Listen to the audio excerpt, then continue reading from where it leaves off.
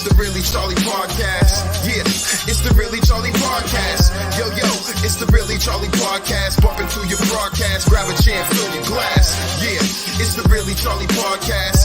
Yo, it's the Really Charlie Podcast. Yeah, it's the Really Charlie Podcast. Bumping through your broadcast. Grab a chair, fill your glass.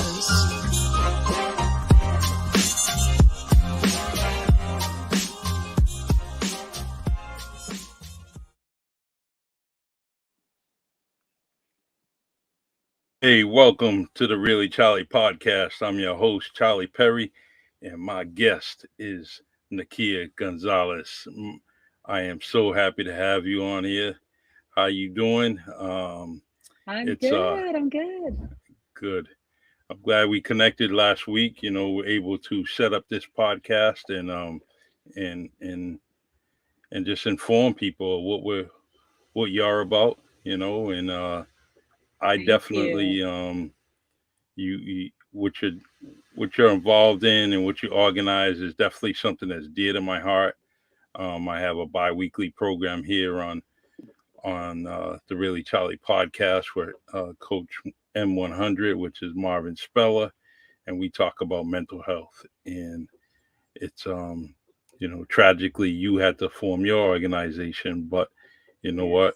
All in all, it's we got to keep the memory alive and make sure that there's some actually support, some networking to help out people that may be depressed and going through some mental health issues. Yes. So yes. All right, I'm gonna read your bio that you send me, and I really love it. It's impressive. Thank you. All right, so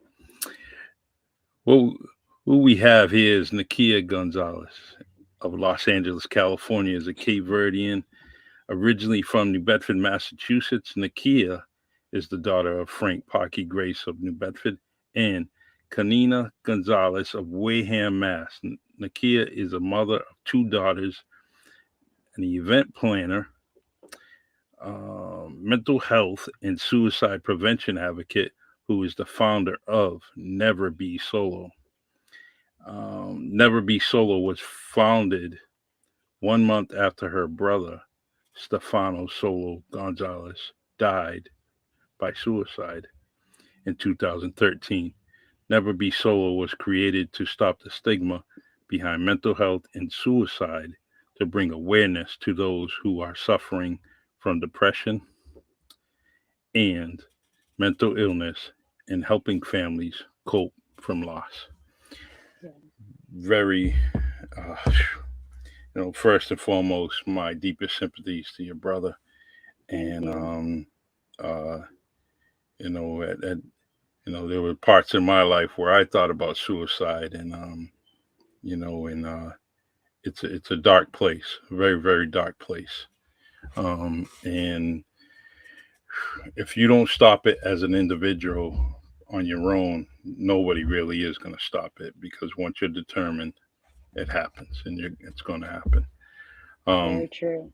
Yeah, let me see. You got a comment from Mike Samail. Good evening, Mike. How you doing? Constant supporter of the Really Charlie Podcast. Mike. Yes, Mike is a good dude. Good to see you. All right. So, Nikia, let me talk to you about forming your organization. Okay. After the tragedy with your brother, you're dealing with stuff you're on your own. You're dealing with your own personal setbacks and getting an organization off the ground takes a lot of energy, a lot of how do I want to say it? You have to be upbeat. You have to show or show and prove that this is going to be worthwhile, and with you being the founder, you definitely have to have that energy. How do you have that energy after losing your brother? Well, it wasn't so much I didn't have energy. I didn't have any energy. I just had a ton of sadness. I had a ton of pain. And I just had so much information I needed to find out. I needed to know why. I needed to know how to stop this from happening again. I wanted the world to know that this happened and it can happen to anyone. If it could happen to our family, it could happen to anybody. Exactly. So me and my family, I just knew that his death wasn't just a death. We knew that his death meant more than him just taking his life and that was it. We buried him and went about our business. We knew there was a message behind that death. So how this started was 3 nights after he passed away, I had a dream. About 5 o'clock in the morning, I woke up from this dream. I was like in that in between twilight type of sleep. And something in there was like, never be solo. And I knew my brother's name, his stage name was Solo. He was an entertainer, and I knew solo meant alone. But I didn't really know I knew never be solo meant you're never alone.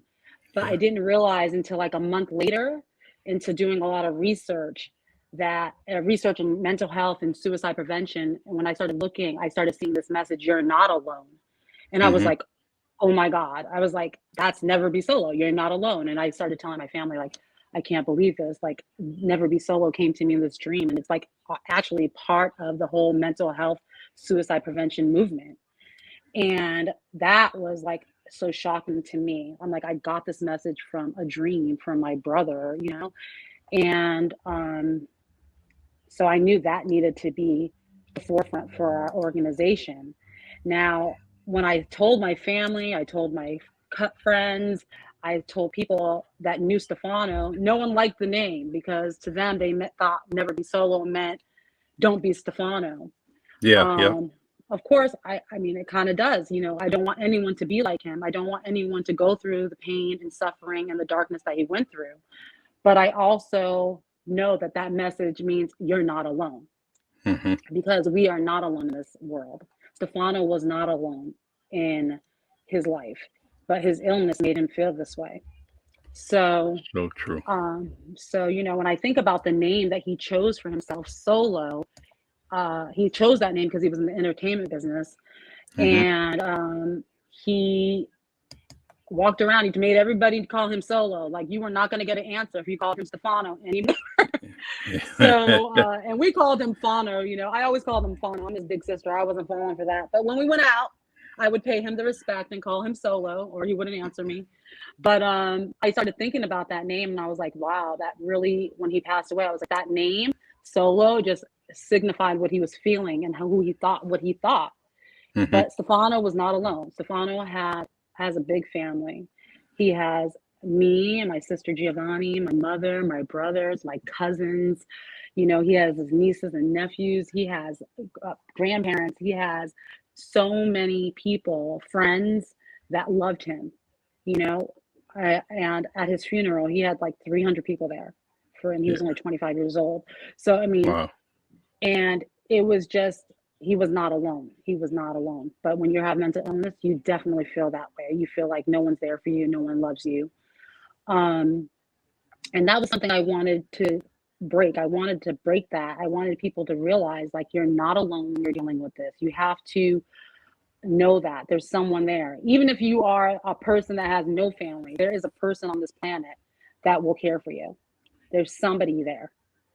And that's just something I needed to start. So right away, we started having events and we started doing potlucks.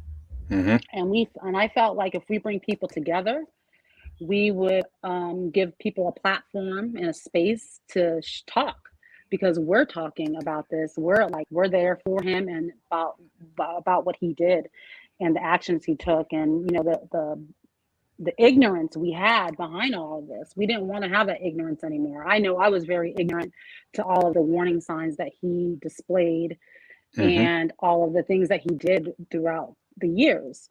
So I wanted to break that. I wanted to break that cycle. I wanted to break the stigma. I wanted to give people a place to talk. And I mean, immediately people started sharing their stories. Like, it was so amazing.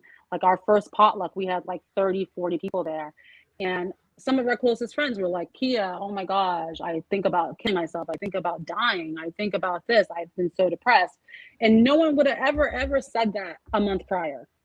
Mm-hmm. So I just knew that was something we needed to do. Like the more we talk about it, the more we opened a space, the more we made people feel comfortable about mental health and suicide. That's how you break stigmas. That's how you break cycles. That's how you make people feel comfortable. Like no one's scared to talk about cancer. Yeah. You know? So I wanted to make sure that no one would be afraid to talk about their mental health status, because it's nothing to be ashamed of. No, it isn't.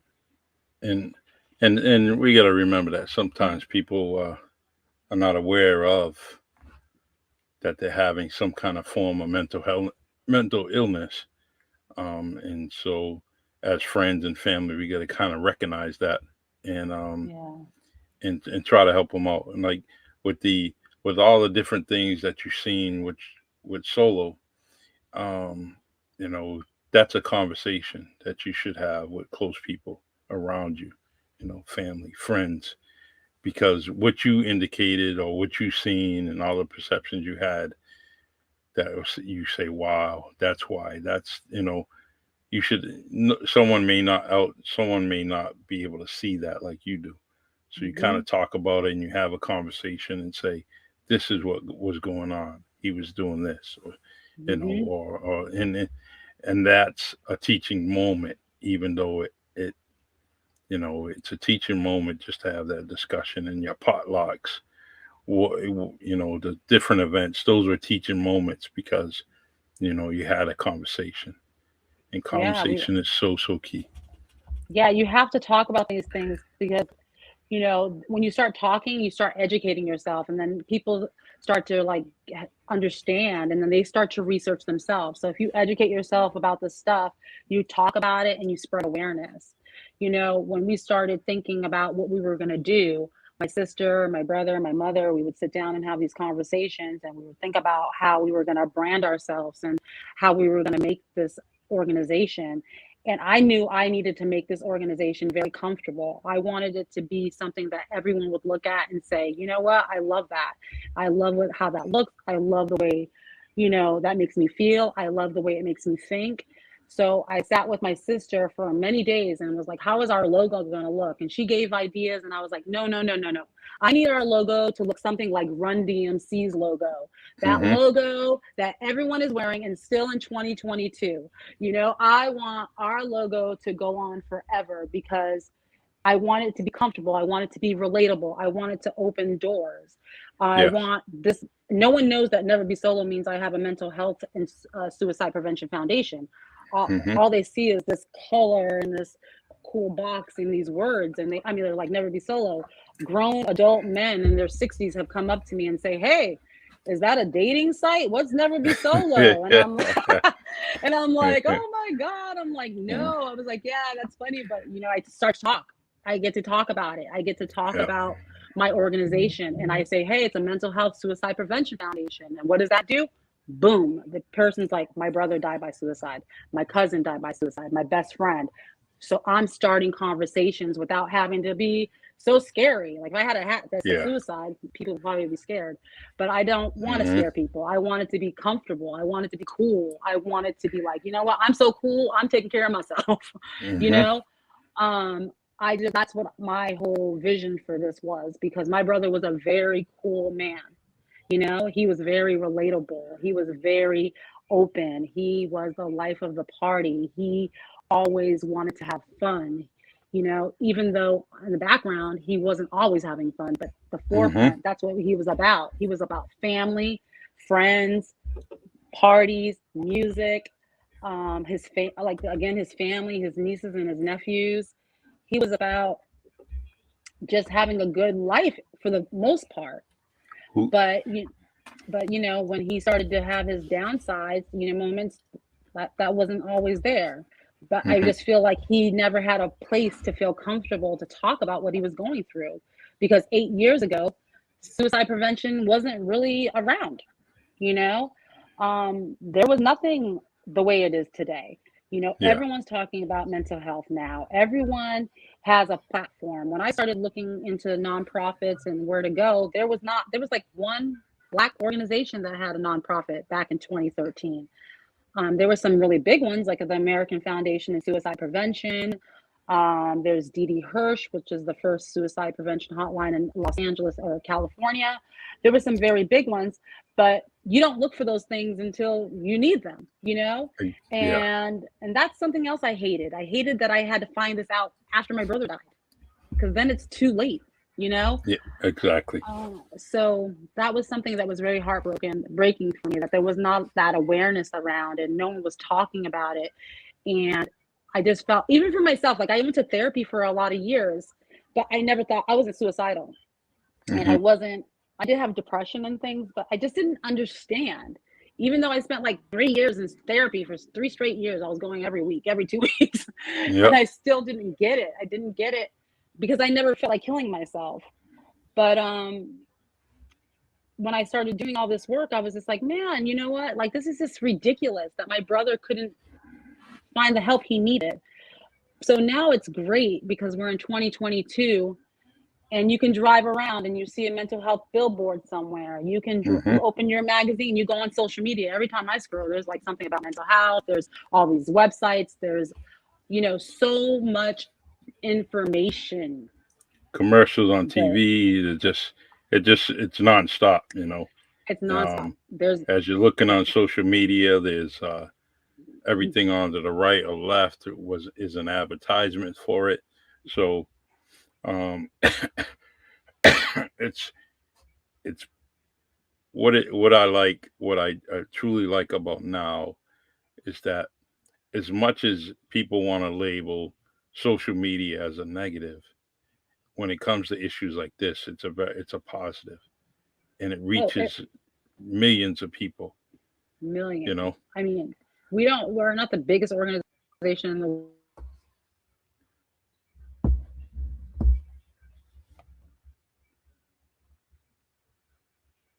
Yep, I lost you.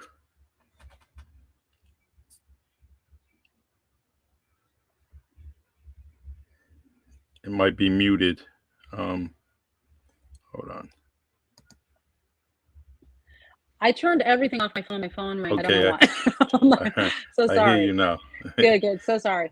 Yeah, you know, there's everything. There's, like you said, like there's just so much there's just a lot of information there for people to have. But I think what's going on is that people are just not ready, you know? It's like when there's a drug addict, you know, no one's going to stop using drugs until they're done, until they really, really want to stop. You can tell someone, look at all this information, you know, like look at it, you know, but unless they recognize what's going on, you know. And that's why I feel like it's very important that people learn this when they're younger, because if you're 20 years old and you've been living like this your whole life, you just feel like it's normal to be depressed, you know. Your whole life has been saddened, you know, so you don't know how to see any different because you've been dealing with this your 20 years of life. So it's very important that we start educating our children when they're young, when they're 5, when they're, you know, whenever they're able to communicate, like understand what they're going through and how to be aware and how to figure out how to learn how to, like, if they're having, like, the toddlers have tantrums, you know, you teach your children how, like, if you feel like you're going to have a tantrum, let's calm down, let's take a deep breath. We need to really start doing that and continue to do that as we grow, and so kids know what they're going through. You know, we've had an event. I'm sorry, go ahead. What type of outreach do you do, you know? So we go into schools, we have events, we do podcasts like this, we have our social media. So those are the things that we do. We definitely just get out there and we speak about it. I do pop-ups. We just get out there as much as we can and we just talk about it. And that's something that we push. You know, if you educate yourself, you can talk about it to save a life. And that life most likely will be your own, because you have to remember to love yourself first. So if you don't love yourself first, you can't love anybody else. And I don't get that because I'm a genius. I actually got that because my brother left that message in his last note that my family found in his home. Wow. And he put that in there. I don't remember the whole dialogue of the letter, but I remember that part specifically. And we put that on his gravesite because that message was 8 years ago, was like groundbreaking. And it was, remember to love yourself first. And I was just like, damn. Yeah, we have to do that, because if we don't, then you can't heal, you can't grow, you can't do anything. You know, you can't love someone else fully if you don't love you. Did he have children? He did not. Okay. No, he didn't. He was only 25, but he loved his nieces and nephews. He was a great uncle. He was a great brother. Even though I me and my brother used to fight a lot. He had a lot of anger. And I'm the oldest sister, I'm like, man, you haven't been through enough. Like, you haven't been through nothing. Shut up. Like, so I just, and I was very ignorant back in those days. I'm like, I had a big, because we grew up, we had some stuff happen in our lives. I'm like, you know what? You have to get a job. You need to stop doing this. You need to do this. If you do that, blah, blah, blah, blah. These things will work out for your life. But ultimately, everyone knows how life's supposed to work. You know what I mean? That's not what he needed. He needed help. He needed to see a doctor. He needed to get intense therapy. He needed love. He just needed understanding. He didn't need me telling him what the hell to do. Yep. And it's at some point, at some point in his life or his age, he doesn't want to listen to Big Sister anymore. No, because he was a man. Yeah. So there's some point where he says, I ain't listening to you no more. I got this. Yeah, regardless of how priceless your advice would be for him. He just wasn't going to listen. But when we just started our bi-weekly show on this program, and the one thing that I know that's going to be difficult is getting someone on to tell their story. And so that's one of the things that we're going to try to do, is have it be so open so people can tell their story, so the next person can learn from their experiences, or learn that guess what, I got to get some help just like he or she did. So there's a few people that may come on and talk to us, so I could imagine, let me, my experience is, if you have a one-on-one and someone wants to talk to you, that's the greatest thing you can do. That's the best. That's the biggest obstacle you have to get over, because if you can talk to someone, but they might not respond, they may not talk back to you. But when you're having a conversation, that's the biggest obstacle, because now they're verbalizing and they're telling their story, and now you can kind of help out a little bit, and I stress that, when you're speaking to someone that's going through some mental health issues, they want your confidence. They want to be confident in you, that they're telling their story to you. So what you should do is keep that in confidence, and until they say, all right, help me out, I mean, definitely, you don't want to spread someone's life story for them, because it's not your life or your story. But I mean, I think only makes it more traumatic. Yeah, I mean, a lot of times when people are ready to talk, they will talk, because they've moved forward. They got the help they needed. They are ready to tell their experience. But when people are in the moment, it's kind of hard, because they're just like still dealing. They're still healing. They don't even know where they are at that point, one thing I do. I'm sorry, go ahead. Go ahead. I'll get back to it. No, I was just like, the one thing that I always know is that, giving people a platform, letting people know that you're a safe space is the most important thing to do. Like, you just have to let them know they can trust you. If people can trust, then they're definitely going to be able to open up and just be there for you. You know, they're gonna open up. They're gonna talk to you. They're gonna tell you, and it's okay to ask hard questions. My mom and I took a program called Assist, so we're trained in suicide intervention. And the biggest misconception that we learned about is that if you ask someone if they're going to kill themselves, that they're actually like, oh yeah, you know what, I'm going to start doing that. I'm going to kill myself now.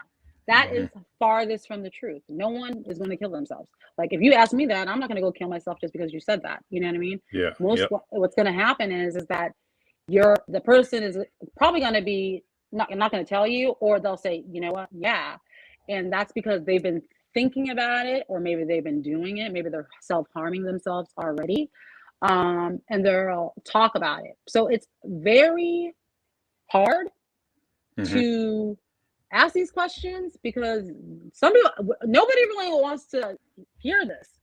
It's scary to get that information. You know, you don't want to hear your loved one telling you, I want to kill myself. Exactly. So I understand how hard that is, and I know why people don't like asking those questions. But it is the most important question to ask, because that way you can be there. How do you have those one-on-one conversations? Do you have a space that you do it in, an office, or do you try to go to that person's comfort zone, whether it's their home, whether it's a park? Does it matter? Does it matter where you're going to have that one-on-one? Over the phone. I mean, if someone called me today, and I believe me, people call me every single day because I have this foundation, and people think I'm the suicide guru. You know, like I'm not. You know, I'm not a guru. I'm not a doctor. I don't have a PhD in this, but what I do have is an experience, and I am the expert in my experience and the research that I have found. So don't take that away from me. I know what I've done wrong. I know what I would do going forward. So what I do is just allow people to contact me, and I give them the advice that I would do if it was my own family or my own friend or whatever. So recently a friend called and said, my friend's suicidal. And my first question is like, are they on medication? You know, what's going on? Ask the questions, talk about it. Because sometimes people are suicidal because they're not healthy. Not because, you know, they're taking medications that are making their mood go nuts. They're just not healthy. You know, your body is like your temple, right?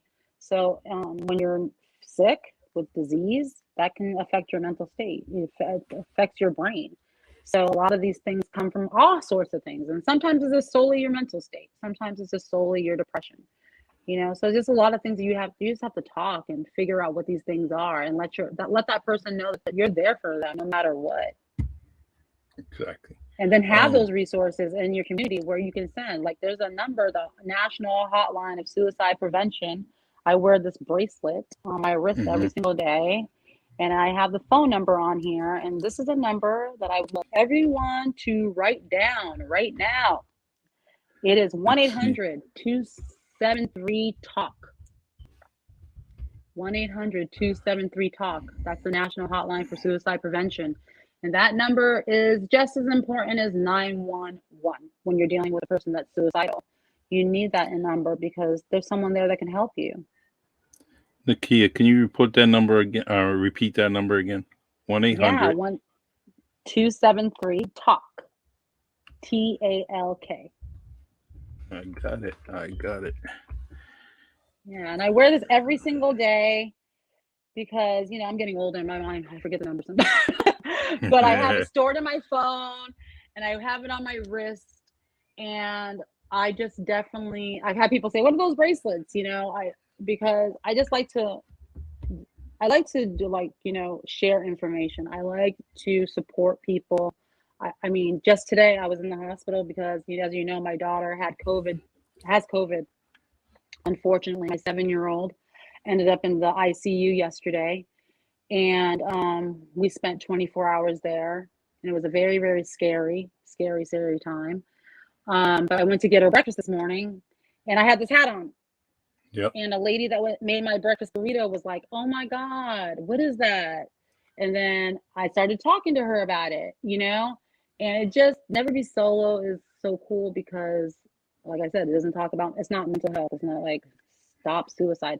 It just it's a brand and it means that, and people want to know. And when I said that, she's like, "Oh, I'm gonna follow you. Anita, I would love to follow you, and I want to see what's going on."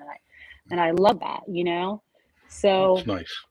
and I'm spreading awareness without the scary tactic, because people don't like that word mental health, because when you say Mm-hmm. mental, they kind of say that you're mentally sick, you know. Not only my mind's crazy, and that's not true. You know, mental is your mind.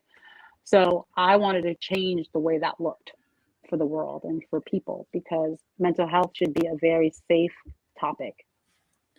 So true. Um, your cousin's on the comment there. Michael Consacios told me to give. Hi. He's out there. Hi, Michael. The But this comment from Mike Samayo says, with everyone experienced periods of isolation over the last 2 years, creating those touch points with those you care about is certainly paramount, and Yeah, so true. yeah, definitely so true. The The isolation for the last 2 years has been very hard. I mean, it was hard for us. We it was hard for me. Like, I didn't even go on my Facebook page for, I mean, I never be so page for weeks. It was just like I didn't even know what to do. Like, when the first couple of months of COVID, it was very sad for everybody. Um, but the cool thing about it was that we have these kind of this technology. You know, we could Zoom people. mhm, Um, it slowed things down. Um, we were able to connect in a different way. So it created a different idea of life. I think it opened us, you know, excuse me. when you know that term woke, like Yeah, I mean, I yeah, became very woke. yeah, And that's what I exactly. loved about the COVID experience until last night. You know, we've been COVID safe until the last 24 hours. Hmm. But, you know, COVID was able, the whole experience with the quarantine, I became very woke. I was able to, you know, really learn about myself and mental health as a whole, because everyone was just in a dark space. I mean, no one can escape this.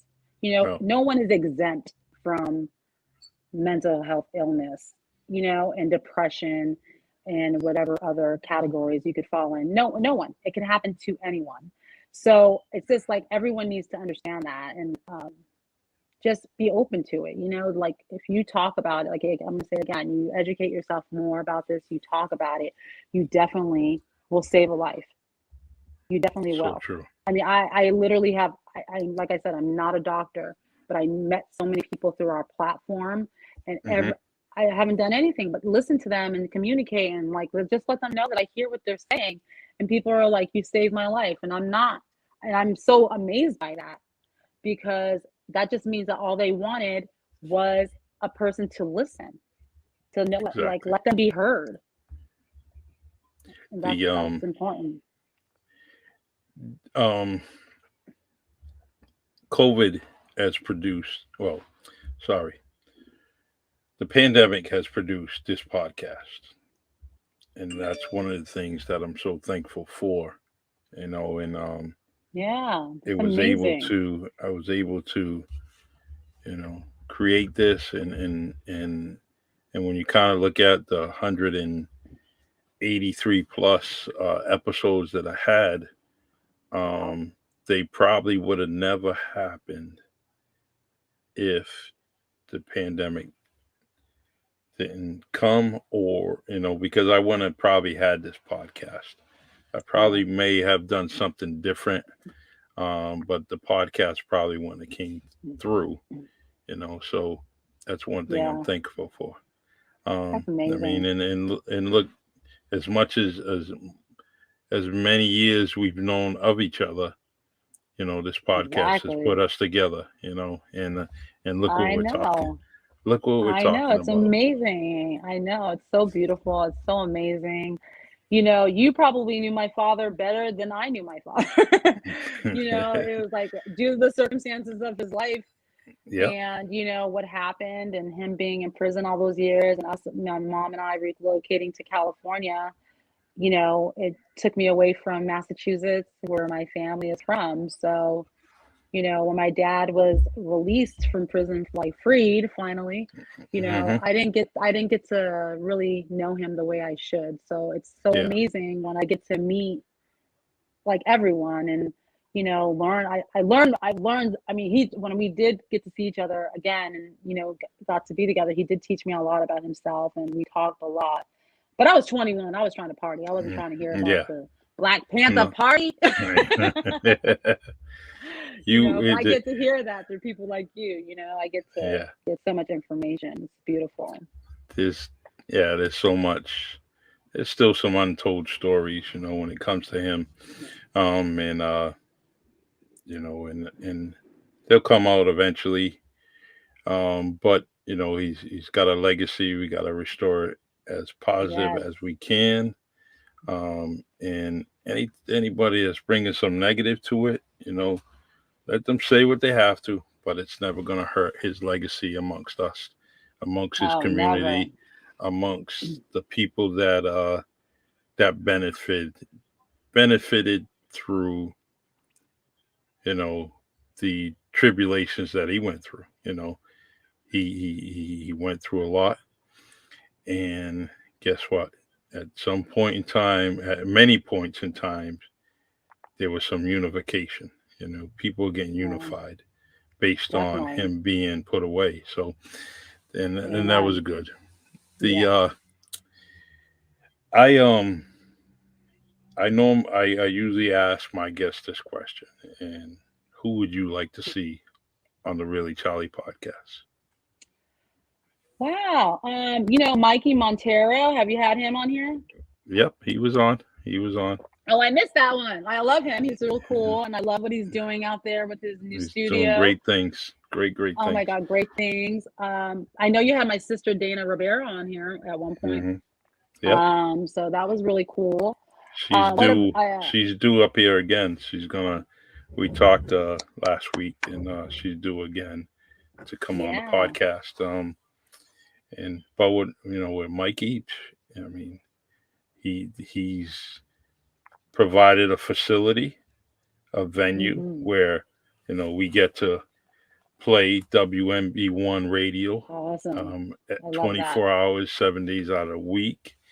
And the musicians and the artists that are going in there, it's just a great place to have right here in the city. And I think well, let me say, every week it's something different. Every week Yeah, there's some kind of progress. So that's the people I want to be around. And definitely. between Mikey and everyone in that building, they're progressing every single week. There's something they're doing, and that's what I love about it. Yeah, Let's see. also a cool thing would be to have someone from the school boards on here because the school board should be talking to the community. And, like if you're dealing with the school boards and you're doing a mental health thing, those are the things that get that message of mental health into that early pocket of life where the kids are, the kids that are in elementary school now, fifth graders, sixth graders, seventh graders. Those are the people that need to be targeted because they're young and impressionable now. You can still talk to them. You can still get these messages in before they're, already deep into their own minds. Well, So people from the school your board, my cousin, yes. your cousin's coming on here. He's due All in 2 weeks. right. All He'll right. be That's on in 2 amazing too. weeks. We have Yes. we also have You can have she my whole wasn't. family on there. You can have maybe my sister Giovanni Fortes. She's Rashard Lewis from the NBA Yep. wife. She's part of Never Be Solo, of course. And she's a very intelligent, smart event planner herself. We're kind of twins. We were just born 7 years apart. But she's amazing. She's an amazing mom and advocate, and she's a philanthropist. She's actually an athlete herself, so she's a Very wonderful woman nice. to have on. I will. And I definitely can reach out to her, and yeah. if I need your help, I'll reach out to you and say I need your help, Oh yeah. so I can make this connect and make this and create another podcast. That'd be awesome. So I'm gonna do that. This Michael Samayo has a comment. He says access to assistance has grown from BetterHelp counseling. It says Talkspace and was it Telehealth for Telehealth. those who are asking for assistance through portals. And it's so true. There's Yeah. and ever since we brought up the subject to come on to the podcast, I've been seeing and running into so many different ways to connect with people, and whether it's person, places, or things. There's just so many things out there now, and it's only because now it's come front and center with me. It's a topic that I have to talk about every 2 weeks. I won't mind talking about it on a daily basis, you know, but I am doing it every 2 weeks. That's great. And Mike mentions those portals, and I did see quite a bit. And believe it or not, there's some great podcasts out there, which I'm going to share once I get them all together, and I'm going to share them on my page. There's a lot of podcasts out there that talks about suicide and mental health, and which is good. And everyone should know that, there's services all over all communities. If you just Google services, I mean, I'm not familiar with all the mental health services in the Massachusetts area or in every nation, but I know that there are a lot of free resources for people. I know that our insurance covers mental health services. So if everyone just look on the back of your card, your insurance card, there will be a phone number there, and it will say mental health, and you could call that number and they will give you a listing for the therapist in your area. And mental health could be from even your therapist, not only a therapist, but like it just depends on how you want to handle it. But I mean, mental health support is there. And a lot of people, I've talked to people and they're like, oh, I didn't know my insurance covered that. And I'm like, it's your health, mental health, that's part of your health. Everything is all together, your brain, your heart, your lungs, your arms, your limbs, it's all your mental health. It's a health. So awesome. It's very important that people know where to look for that, information and how to get that help.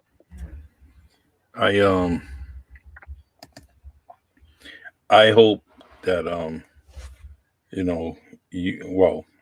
let me put it like this. You need anything to be shared, to be broadcasted, to anything, you just contact me and we could do a flash podcast, unexpected, it's but you need to get something out there. Thank you. And you feel that this will help you out, you just let me know. Anytime Thank you. Anytime after 6 o'clock on Monday through Friday, I'm usually available, other than Tuesday, where I'm at this radio station. But please, let me know, and we'll get you on whatever message that you want to deliver. That's great. I do want to talk about some more. We have a few more minutes. I just wanted to talk about some of the warning signs of suicide, just so people are familiar with these things. It's something that I keep all over my house. I have little cards. I can show you one of them here. And they're posted on our social media. They're kind of, I like it. Can't really break it down, but it's a little card and it has the warning signs of suicide. And these things are something that you need to know. It's just like when, people have signs for, women have these little cards in their house for breast cancer. They know how to test themselves and like the exercises you should use. And I know my mom has one hanging in her shower. You want to know these things. So I felt like it was very important that we made these cards so people could have them in their wallet or in their purse or on their dresser or at their desk, because mental health shouldn't only be in your doctor's office. It should be broadcast everywhere. And I made these because I felt like if my brother would have saw one of these signs somewhere, that maybe he would have been like, you know what, I'm feeling this. I'm feeling some of these. And most of these signs of suicide, he displayed. So I'll go through them so you guys can see. So number one suicide warning is when someone's wanting that they want to die, they want to kill themselves. So people talk about it. People mention this. When my brother took his life, so many people came to us and said, you know what, he told me he was going to do this. Wow. Yep. So they didn't know what to do with that information, you know. That my brother actually he attempted suicide a few days before he actually took his life. And his girlfriend at the time saved his life, because when he hung himself. So when he was hanging, he screamed for help. So right there lets me know that people don't really want to die. Yeah. Because he wanted help at that moment. He wasn't just like, okay, let me just die. He did not want that. He screamed for help. So people don't really want to die when they take their life. They're just in tons and tons of pain. And these actions make them do these really, really bad things to themselves, which ultimately will end up killing them. And just know when a person can try to attempt suicide, and not the first, no one attempts number one time, the first time is successful. These things play on and on and on. You know what I mean? So most likely when someone actually died, they've tried 20 times already. And they keep doing it, not because they're like, okay, no, it's not going to work this week. It's going to work next week. It's just because they feel better and they're like, I'm never going to do that again. But when they get in a dark place, they do it again. Yeah. If they don't get the help. So that was one thing is very important to know. Number two is like just looking for ways to kill themselves. So if you hear people saying, you know what, you know, if you see something on their computer, or if they said, you know, I thought about this, you know, the people are looking for ways. That's not normal. No one looks the way. I mean, I've never looked for a way to kill myself. And I know a ton of people have not. So if someone's looking for a way, that means they're trying to die by suicide. They talk about feeling hopeless and having no purpose. My brother, sorry, my dog, he is a neighbor. That's all right. Come here, bud. Part of the family, right? You know, there's the kids outside there, like they're talking crap out there probably. But you know, he felt like he was hopeless and he had no purpose because he was in the music industry, and everybody knows the music industry is very, very hard. Yes, but it when is. You're dealing with depression, you don't know how to deal with those things. He felt being trapped.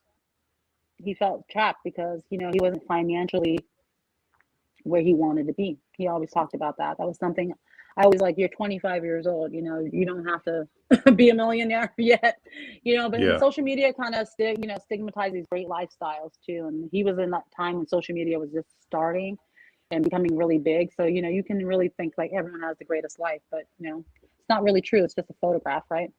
That's right. He felt burdened to others because, you know, he wasn't again where he wanted to be. And, you know, that financial support was a trigger for him.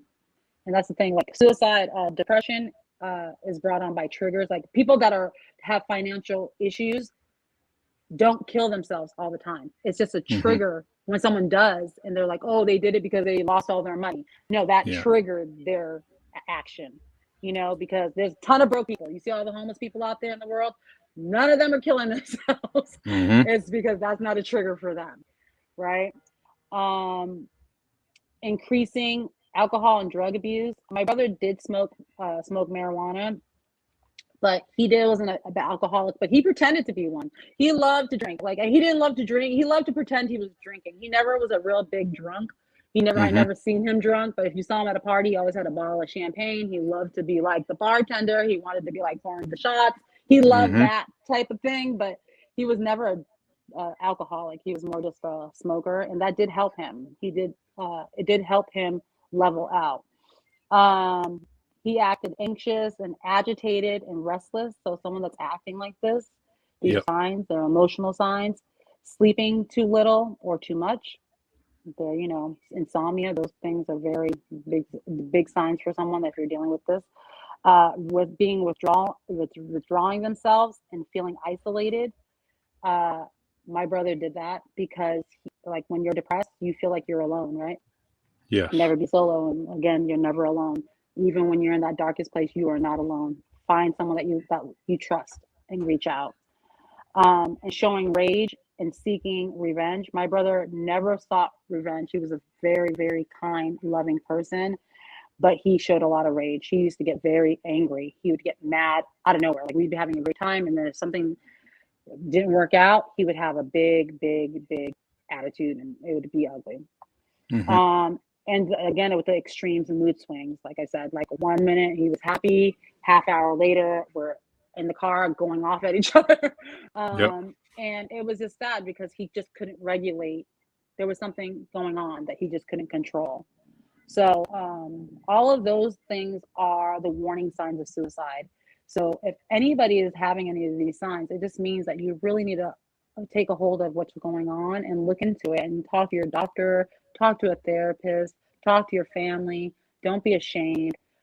Put it out there. I have people contacting me because, their daughters, their sisters, their cousins, whoever it is, are saying these things. And then they're able to get them the help, they're able to hold their hand. And a lot of people say, I don't want to baby them, but I'm like, you know what? You do need to baby these people. Exactly. Because like if a person came to you and said, I have cancer, you're going to be like, oh my God, you're going to lay out a bed for them. You're going to make them comfortable. But why does suicide doesn't affect you that way, in a way, like, you're not having surgeries to help yourself, but you're definitely hurting. You're hurting. You're in pain, and you need to be coddled. You need to have that support. You need to be loved and heard. I agree. I really do. When you have a chance, can you send me a copy, whether you take a picture of that card? Yes, of course. And I'll periodically share it on this page. I'll share it on the group page, just to be that eye catcher, like it's supposed to be, like the brand, the logo is supposed to be. It's supposed to catch your eye, and those particular message indicators I would like to have on display, especially Definitely. on anything that I'm doing. Thank you. Yeah, I definitely will send it. All right. Well, Nikia, I have one more thing. I have one more thing before you go. That's very important. Sure. The number one thing that we are, on top of the phone number, the warning signs, the way to break stigma is changing the message about someone dying by suicide. No one is committing suicide. It's like no one's committing a crime here. People are dying by this disease. So you die by suicide. You don't commit suicide. It's not something that they're committing. They are dying by this. This is the way someone is taking their life. It's not a crime. It's not something that they should have known better. They don't know what they're doing. You know what I mean? So if we change the way we talk about suicide, then we can stop people by thinking about it in a different way. We need to make sure that people feel comfortable. You can't say this person committed suicide anymore. That language is gone. It's just like, you just cannot talk about it like that, because they're not committing anything. They're dying by this suicide disease. So that's something that people need to change the language, change it. When you say these things, it makes people more comfortable. When you say commit, you make them feel like they're doing something wrong, and they're not doing anything wrong. This disease is taking their life. I totally agree. I love it, and I'm going to change my wording also. Starts with me, so I will do that. Yeah, it takes everyone. It's not, it's something that I learned 8 years ago, and I still hear therapists. I did a thing at my daughter's school not too long ago, and the therapist there was telling her students, people are committing suicide. And I had to stand up and I said, no, they're dying by suicide. And she might have gotten offended, but I needed to let her know that her wording was incorrect, because that's not what's going on. They're not committing a crime. They're not committing anything. They're dying this way. Yep, I agree. Well, we got Marvin Speller saying hello, lovely people. Hey. Hello, Marvin. Yep. Got Debbie. Hey, Marvin. We got Deb Silver Gomes saying thank you, Charlie, and well, she put Nikki. Thank you, Deb. Thank you. So I want to say thank you for everyone definitely tuning in and listening and learning from this great woman, Nikia Gonzales. And we will have her on again, no doubt. Yes. And I'd love to be here. Thank you so much. It was beautiful. All right. Well, you need me. I'm just a message away. Call Same me, here. whatever you got to do. Just reach out to me, and all I can say is yes or no. All right. All right. Same here. Thank you so much. Great job, and well wishes with the Thank family. you. All Thank right. you. You too. See you soon. Take Take care. care. Bye-bye. Bye-bye. All right, everyone. Nikia Gonzales.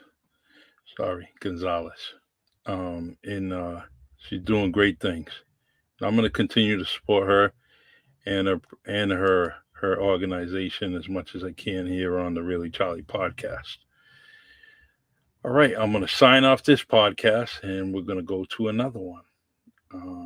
I'll be right back on at 8 o'clock with Dwayne The Rock Ramus on part 2, and co-hosting with Russell Ramus. So please continue to listen as we have another podcast coming on. All right, everyone. Love you. Beautiful, great comments. I really like it. I really appreciate it. Definitely, it's good for me to see. It's good for the guests to see, and it's good for the audience to see.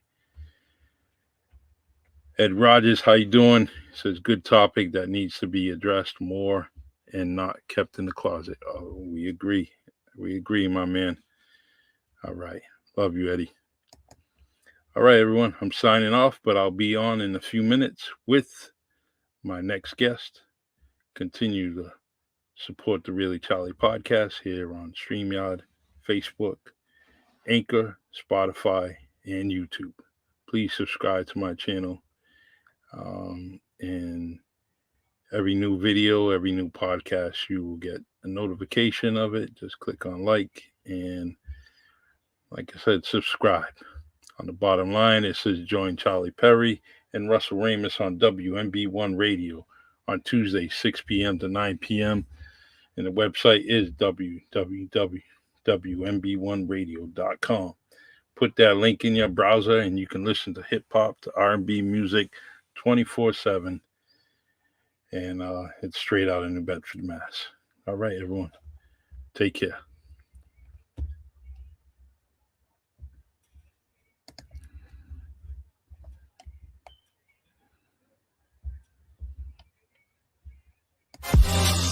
It's the Really Charlie podcast. Yeah, it's the Really Charlie podcast. Yo, it's the Really Charlie podcast. Bumping through your broadcast. Grab a chair, fill your glass. Yeah, it's the Really Charlie podcast. Yo, it's the Really Charlie podcast. Yeah, it's the Really Charlie podcast. Bumping through your broadcast. Grab a chair, fill your glass.